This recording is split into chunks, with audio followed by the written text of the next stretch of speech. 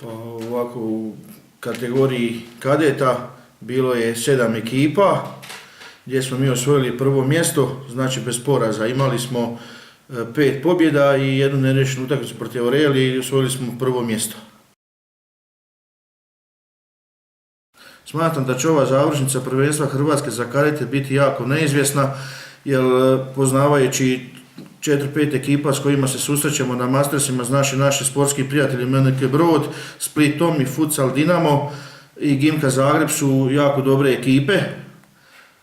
A što se tiče sada Makarske, Novo Vrijeme i Murtera, za njih sam čuo da su jako dobre ekipe, dok mi je jedna nepoznanica ekipa Otočaca.